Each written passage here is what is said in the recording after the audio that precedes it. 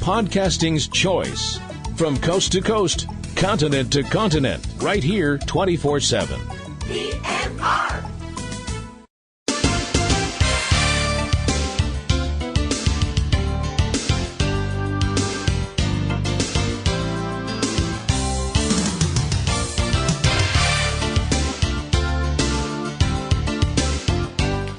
Hey guys, welcome to another week here on Ring Around The Rosie. This is Kim Brown, aka Platinum Rose Lady, the host of your show on Wednesday, June 13th, 2018.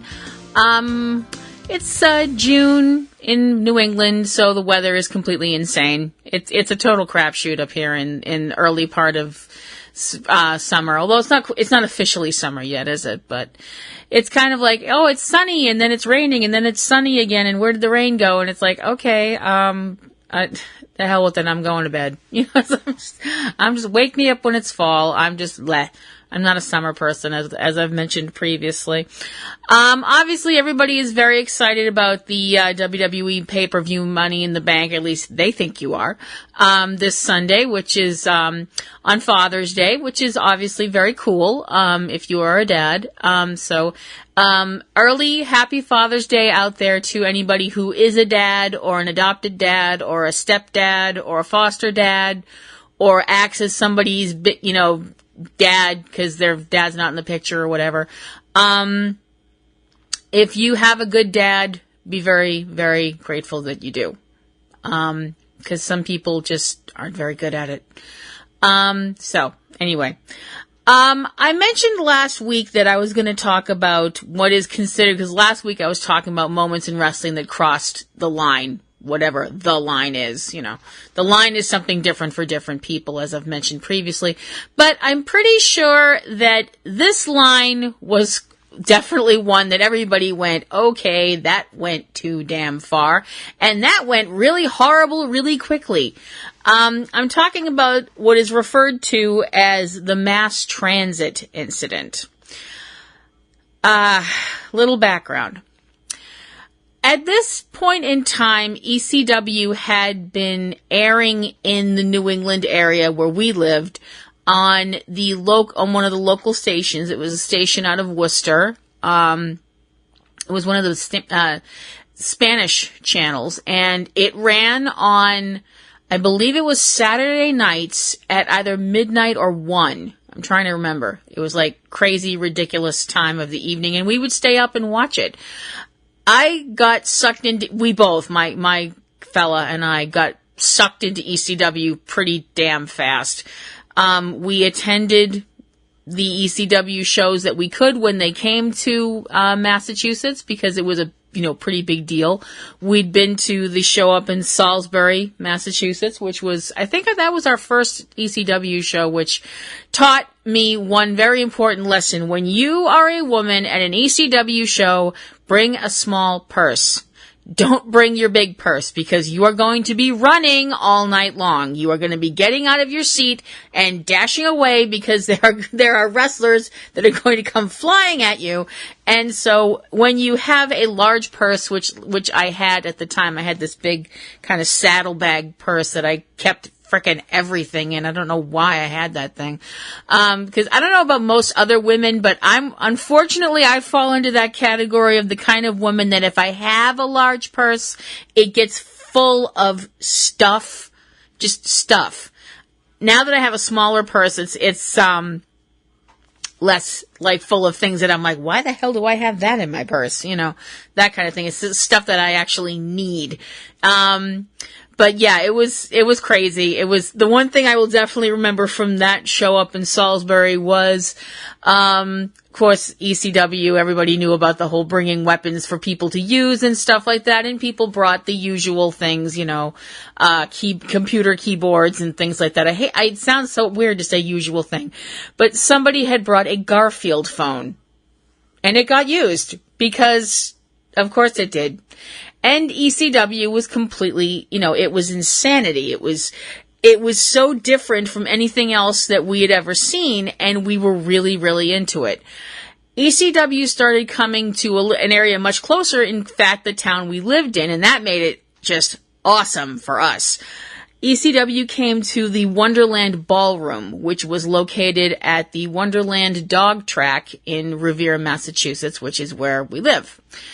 And we'd been to at least one show previously to the incident in November of 1996.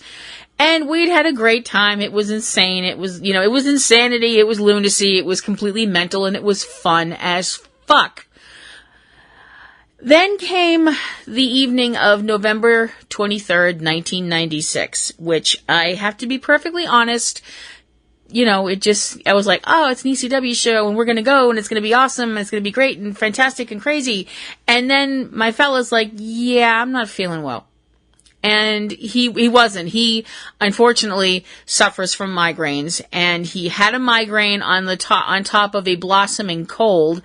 And I was like, oh, okay, well, then we won't go. And he was like, no, you go. You have a great time. And he basically shoved me out the door because he's like that. He wants me to enjoy myself. And also because when he gets sick, he gets sick, I tend to hover, and he tends to get irritated with me, because I'm one of those people, I'm like, do you want a blanket? Do you want some juice? Do you want this? Do you want that? And he's like, I want you to leave me alone. Believe me, I thank my lucky stars that I'm not with a man that stubs his toe and turns into a big baby. But, anyway, moving on. So here I am, on my own, at the Wonderland Ballroom, waiting for the show to start and, being excited. And I know some people are going, she was a woman by herself at an ECW show. Is she fucking insane? Well, yeah, but besides that, I definitely was not the type that just from the look of me would drive men wild with passion. So I wasn't worried about that. I'm still not. So, and I also, when I want to, can project the aura of leave me alone. I'm very good at that. I learned how to do that in high school. So, it was, it was an ECW show. It was really exciting and fun and crazy and insanity and people flying around and chairs and just, complete, utter madness. And there was supposed to be a match on the card with Axl Rotten and Devon Dudley, which I was like, what? Okay. Going against the Gangsters. So, we get, the time comes for the match, and Axl Rotten is not there. This guy gets into the ring. I had never seen him before on ECW or in any of the local federations around Massachusetts, which we went to a lot. And I happened to, remember people and, talk with them and stuff like that. And they were all really super cool guys and really nice. Hi, Tony. Hi, Steve, if you're out there. Hi, John. And I'd never seen this guy before. He looked like he was, in his 20s or so. And it took me a second. I was like, wait a minute, what is he wearing? And he was dressed like a bus driver. In the uniform of a bus driver. And they introduced him as Mass Transit. And I was like, oh, ha ha ha ha, that's real cute. That's real funny. And I just was like, okay, so this, I guess he's going to be Devon's partner because Devon was there. I was like, okay, so this guy is going to be Devon's partner because Axel's apparently not here. Well, that stinks, but should be interesting. And then, of course, out come the Gangsters, Mustafa Saeed and New Jack. Now, I have to be perfectly honest. The Gangsters, I think, were the first people that we were watching the first episode of ECW that we saw, and they had the Pulp Fiction segment, and they were on camera, and they were tearing Jim Cornette a new one. They called him an undercover racist and all this stuff like that. And we just kind of both sat there like, can they say that on TV? And there was like, well, it's, 12 something at night. I guess they can. And who's going to tell them not to? Because this is the Gangsters. We'd already figured out these were extremely dangerous people. And the match was you know, it was a gangsta match with people that you knew it wasn't going to be like, I mean, not knocking Devon in any stretch of the imagination, but the gangstas jumped on mass transit and, you know, beat the living shit out of him. At one point, now I have to be honest, I think I was about 5 or 6 rows back. I remember that I was on the same side of the building where the merchandise table was. The merchandise table was in back of me. I also remember that this being 1996, of course, there's signs everywhere saying thank you for not smoking, and there's dudes smoking cigars and smoking cigarettes, so it was kind of a little more difficult to see than I would have liked. But at some point, and I have to be honest, I didn't see it happen exactly. I didn't see when it happened, but I certainly saw the results of it. What I kind of like, in between shifting and trying to, you know, stand up and see what's going on and see in front of the people that were standing up in front of me, and also trying to make sure that I didn't get hit with any flying debris, Mass Transit's head was completely a bloody mess. His face was completely covered with blood. And to be perfectly honest, the ECW crowd loved it. I remember thinking, okay, well, like, that's surprising that happened because it's the gangsters. Come on. Although I do remember thinking, holy shit, that is a lot of blood. And at the end of the match, when it was all said and done, this kid was in the ring, this guy was in the ring, and he wasn't moving.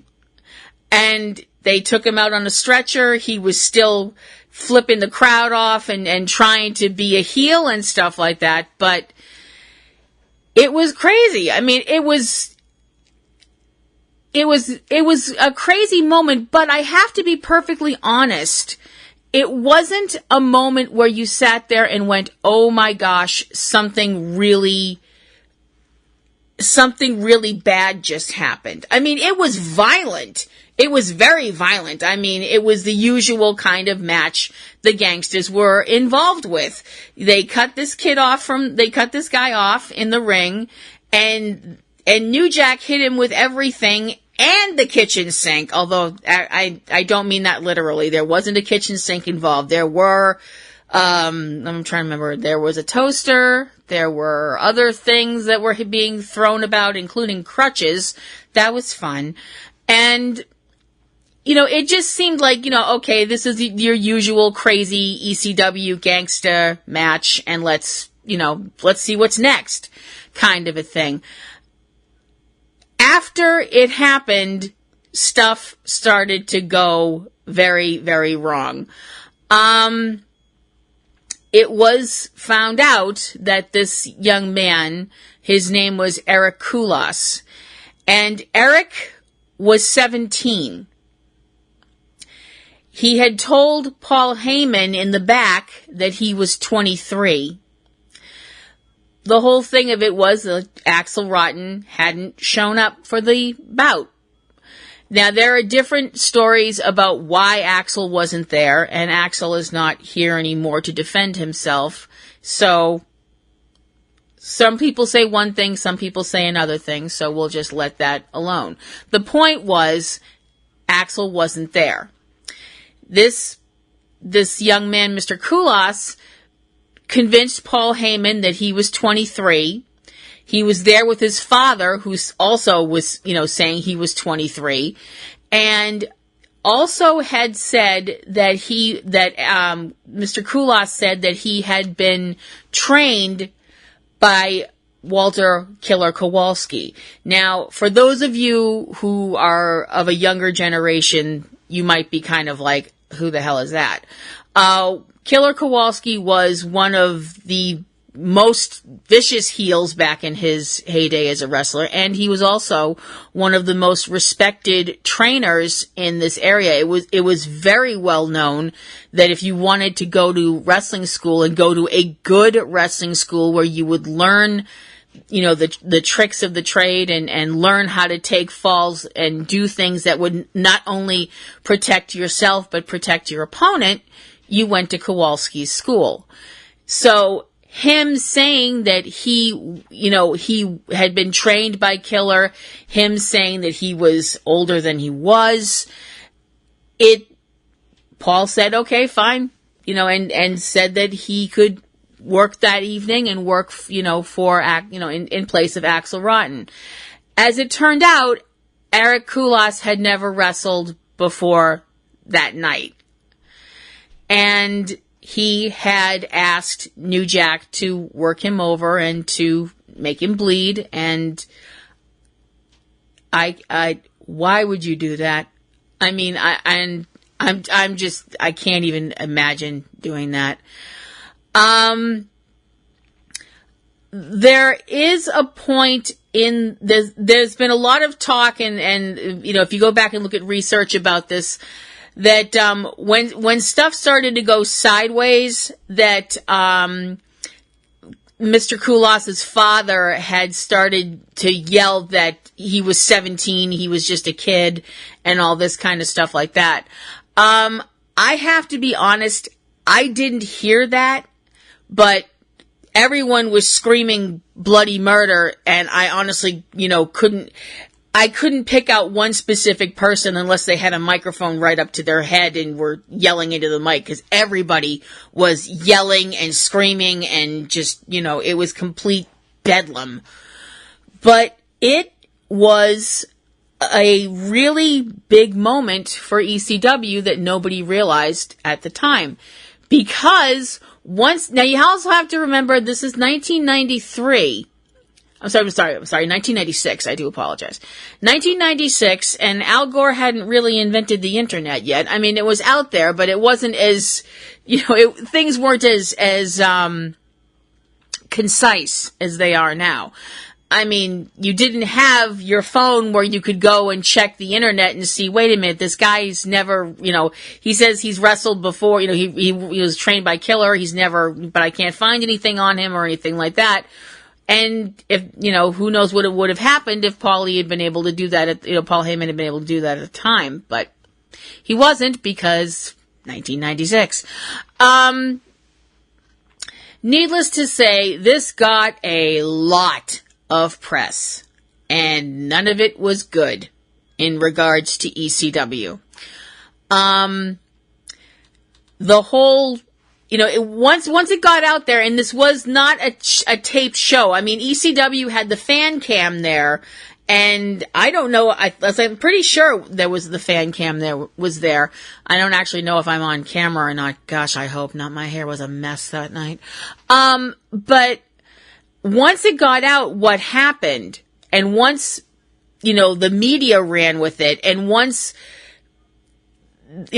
people were talking about, did you hear what happened at this show, blah, blah, blah, blah, that's when things went very, very wrong for ECW. I mean, not to mention the fact that Eric Kulas was severely injured by what happened in his match, because that's what happens when somebody slices you in the forehead with a scalpel, and wound up severing a couple of arteries at the time.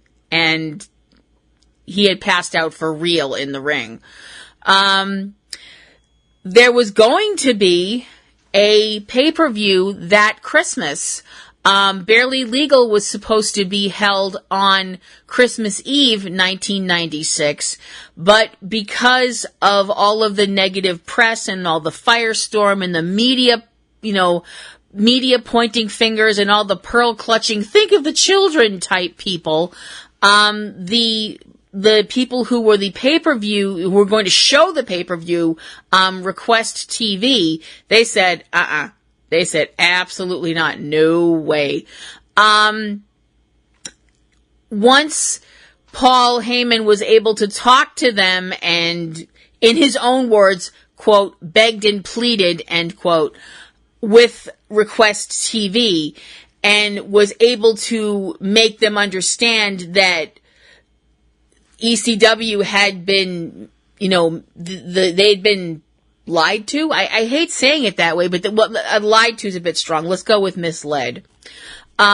This kid had said that he was an age that he wasn't. He said he had training that he didn't, and so on and so forth. Request TV relented, and ECW Barely Legal actually did take place.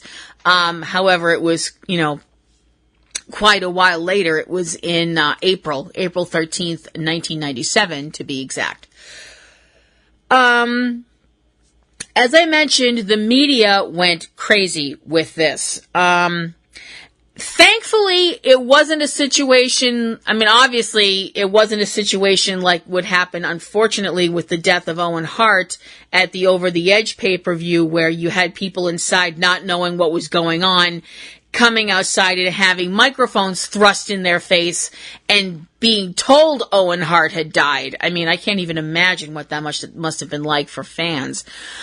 Thankfully, that night, to be perfectly honest, that night after the they had the rest of the matches on the show. It was the usual ECW madness, which we all loved at the time. I went home. And my guy asked me, "Hey, how was the show?" And I remember being like, "Oh, it was really good. It was crazy, and all these crazy things happened, and this, that, and the other thing, and New Jack kicked the shit out of some guy, and it was, it sounds really weird to say it like this for something that everybody actually, knows. If you talk to a wrestling fan, and you ask a wrestling fan, I think any wrestling fan, even newer wrestling fans, if you mention the mass transit incidents, people are going to know. People are going to nod and go, "Yeah, oh yeah." They'll say like, "Oh, I heard about that," or "I remember that," or, something like that. And when all of the media stuff happened, I remember thinking, "Oh, fuck, this is going to be bad." And I was absolutely proven correct. At the time, there were a lot of people out there who were, and there still are, there were a lot of people, because back in the day, around that time, wrestling was really hitting an upswing again, and it was really popular. And you had a lot of people in the media that were, wrestling was terrible, kids were hurting themselves, and, even kids were dying imitating wrestling moves, never mind the fact that you had kids jumping out of windows and trying to be Superman for years, and the WWF, whatever, they put on their stuff, "Don't try this at home." WCW mentioned, "Don't try this at home." I can't think of any parent in their right mind who would let their kids watch ECW, so I can't see, I was like, I'm sorry, I would be very concerned if my kids watched ECW at the time. If my kids were like little kids, 12 or 10 or something. Well, 12, I guess I would be like, okay, well, this is, But if my 10-year-old said, I want to watch ECW, I would have been like, ha ha ha, no. Which is probably why I don't have children. But wrestling became another thing that the media latched onto, as the media is wont to do, that, professional wrestling is a terrible thing, and it's going to bring about the ruination of society, and these people are all terrible, and there's the scum of the earth, and blah-bitty-blah-bitty-blah-bitty-blah-bitty-blah. Now, this kind of thing happens every few years. And believe me, I have seen enough of this shit to know when it's going to start up again. I have seen the fall of society blamed on, everything from heavy metal, Dungeons and Dragons, rap music, pro wrestling, video games, so on, movies, TV, so on and so forth, blah, blah, blah. I'm not old enough to remember when it was rock and roll that was, going to lead to the ruination of kids, so I'm not that old. But the media always finds something to point at and say, this is what is ruining our children. Never mind the fact that some people are just shit parents. There was an interview on Inside Edition with Mr. Kulas and his family that showed what happened, at least part of what happened, showed New Jack, cutting him and verbally tearing him apart once the match was done, because that's what New Jack does. That's what he does for a living. It very much was slanted toward Mr. Kulas and his family. Making it look like ECW was just these, you know, the sleaziest of the sleazy. It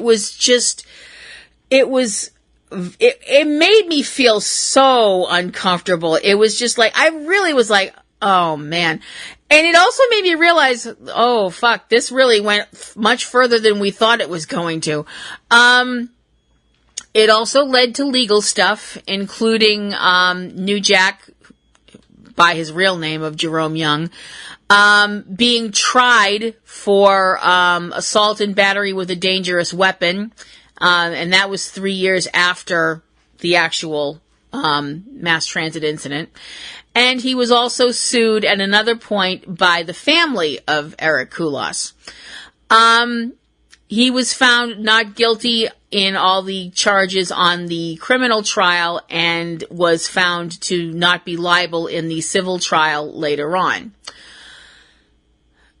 It turned out to be a pretty sad situation all around because it didn't look good for wrestling. It didn't look good for Eric Kulas or his family, I think, because, you know, it was very obvious that his family and he, you know, they sued New Jack, and he had asked to get bladed. He had asked New Jack to cut him, you know, and that was brought up in both court cases. So, you know, what could be done? And he had lied about, you know, how old he was. He had lied about his level of experience and wound up getting in the ring with a seasoned professional who was known to be completely crazy out there. This is not a slam on New Jack. Just saying. I just want to bring that up and make that extraordinarily clear. The story had an even more tragic follow-up to it when Eric Kulas passed away on the 12th of May in 2002. He was 22 years old, and he passed away from complications he had gastric bypass surgery and wound up dying. And it's really, really weird now that you look back on things and you look back on where you were then and what things were going on then, and you look at things now and the way things are now. Sadly, ECW's long gone. As I mentioned, Mr. Kulas passed away. New Jack's still out there and still is exciting as ever, I guess. I don't know how else to put it, although that guy is I would never, ever, ever want to get in the ring with him. Never. Not even to do an interview. And the weird thing is I actually met him at we went to an ECW, show that was, we actually got to go to the arena and to Lulu Temple in Pennsylvania. And I talked with New Jack for a minute, and, he was really nice to me. He was polite and friendly and seemed to be really, you know, interested in talking with me. And I was like, I look back on that and I'm like, I really have a hard time putting those two images together, that this was the guy that I spoke to that was so polite and, you know, genuinely friendly. And he was the same guy that carved up this kid's forehead. The Wonderland Ballroom is in the process of being torn down. Massachusetts decided to abolish greyhound dog racing, so obviously they had no more use for the building, so they're going to tear it down. And it's really weird because we go by it every day on our way to work, and it's, you know, just this. They have to tear it down slowly. I'm not entirely sure why, but they couldn't just go in and, like, you know, put some charges in and go kaboom, apparently, for whatever reason, because I don't know why. It's just really weird because I look at the building of what's left of the building, and I'm just like, it's so funny to think that one of the most documented and most infamous things that ever occurred in professional wrestling, and I was there and I didn't know it. I didn't know it was going to be this infamous thing. You know, it's like sometimes when you have something, for good or for bad, you know that when you're sitting there and you're watching it or you're experiencing or whatever, you know that it's something that's going to be important and resonate with you. Maybe not with everybody else, but definitely with you. I guess I can say I have a good and a bad thing when it comes to that kind of thing. The good thing was I still remember being a young girl and sitting in a theater and seeing the phrase "a long time ago in a galaxy far, far away" on the screen. And then that John Williams music hitting you in the face and the credits going up and, the whole thing with Star Wars Episode 4, A New Hope. And I remember sitting there as a very young child and thinking, this is important. This matters to me. This matters and it's important. And it's really weird that I have like that one moment that was so amazing and this other moment that turned out to be so infamous and I didn't even know it at the time. I didn't know how crazy and nuts it was going to make things or the long-reaching after effects of what happened that night in November. It's really crazy. It's a really crazy thing. I wish I could have like more detailed stuff, but honest to blog, I really don't remember a lot. I remember, like I said, I remember the match and I remember thinking, man, I remember feeling bad for the guy. I was like, wow, that looks like it really hurt. I didn't realize how bad things were going to get. But that was definitely a moment when wrestling crossed a line. And I would love to know any moments you might have been lucky enough to have been at, or unlucky, if you want to view it that way, when wrestling crossed the line. If you have any stories you'd like to share, platinumroselle@yahoo.com, send them over to me, and I will definitely read them, and I will definitely read them on the air.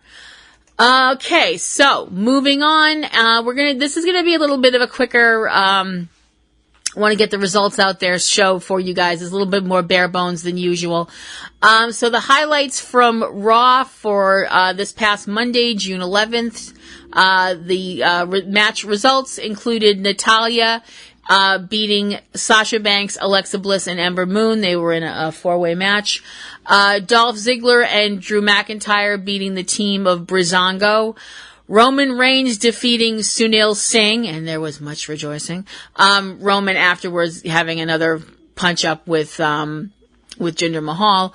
The B team of Bo Dallas and Curtis Axel beating Heath Slater and Rhino. We did have a moment in the ring with Seth Rollins and Elias's guitar. Elias's guitar, which he said was given to him by John Mayer, which he goes on to, he was saying how he was a close personal friend of John Mayer. Good for you. I suppose somebody has to be. And the guitar didn't make it out of the ring. Seth basically kicked the living crap out of it. Ruby Riott won her match against Bayley, and we had a tete-a-tete in the ring with Ronda Rousey and Nia Jax, which ended with Ronda putting Nia in the armbar. So in other words, it wasn't just, you look great too, good luck. It wasn't that kind of a thing. No. No Way Jose won his match against Kurt Hawkins. Sami Zayn has challenged Bobby Lashley to an obstacle course because reasons? I don't know. Don't look at me. The main event of the evening was Braun Strowman, Finn Balor, Kevin Owens, and Bobby Roode going against each other. Most of the evening, Kevin Owens was trying to get in the ears of Finn and Bobby, saying we need to team up against Braun and try and hurt him as much as possible before the Money in the Bank ladder match this Sunday. I think that evening, you really, short of dropping a piano on Braun, I don't think it was going to really do much good. Braun wound up winning that match to the surprise of absolutely nobody. For the results for SmackDown, which was yesterday, June 12th, we had Paige hosting a summit of the women that are going to be in the Money in the Bank match, and that ended in a complete, Donnybrook surprise. Daniel Bryan winning over Shelton Benjamin. Jerry the King Lawler showed up in the ring, which makes sense because they were in Memphis, Tennessee. I have to say, Jerry looks fantastic. He looks in peak health, and that's really awesome and cool. Have to give a shout out to a fellow Sagittarius. He did an interview with AJ Styles where AJ basically said that he's going to be focused on kicking Shinsuke Nakamura's ass all over the ring this Sunday, in their last man standing match. Rusev had a match with Samoa Joe with The Miz as special guest referee. Okay. So Rusev's a face now? Am I reading this right, or was this one of those we hope both the heels kill each other matches? I'm not really sure.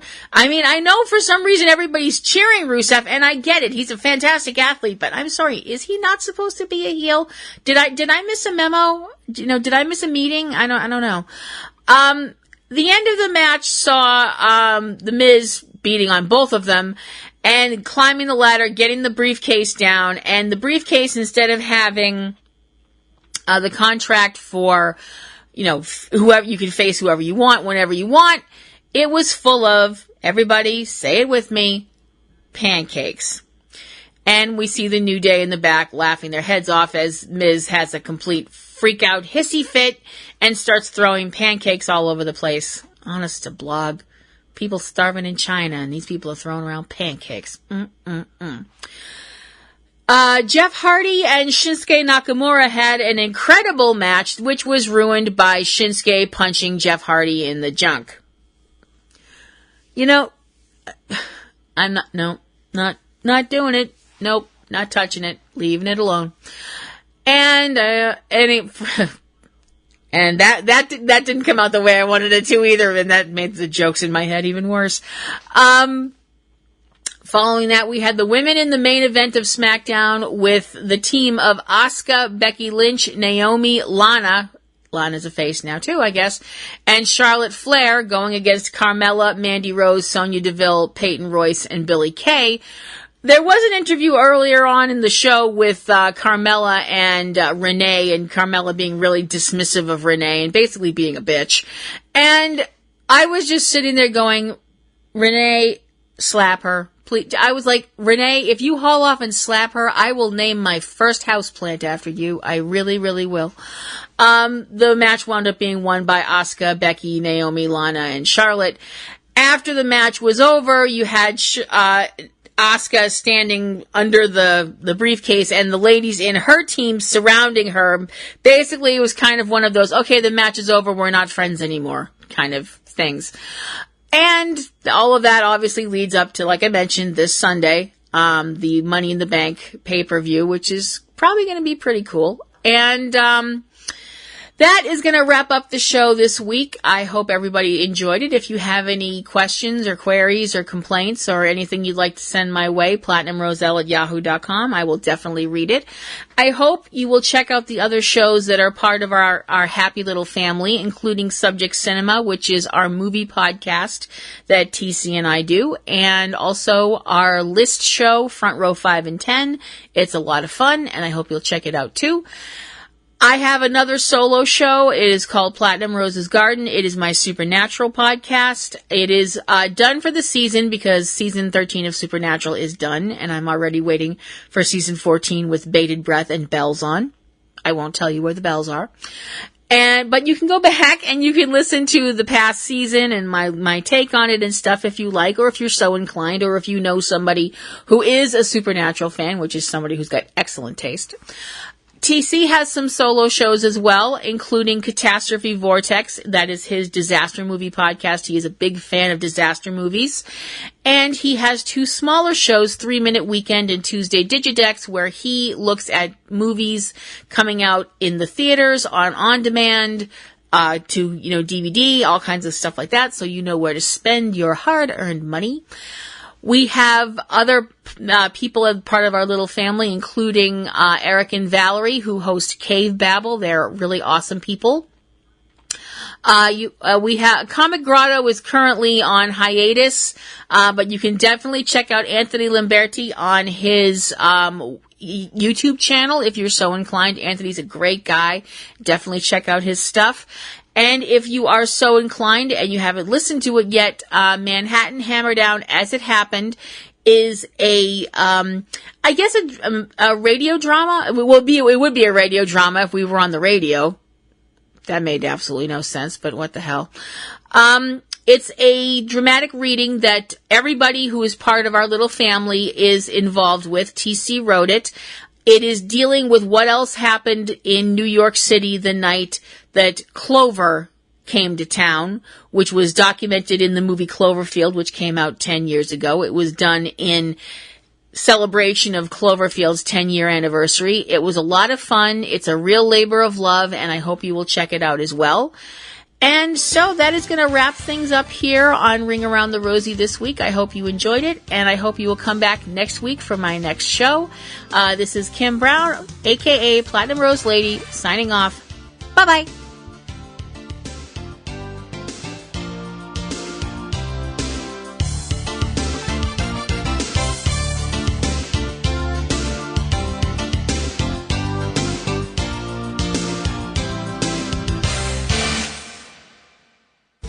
Podcasting's choice. From coast to coast, continent to continent, right here 24/7.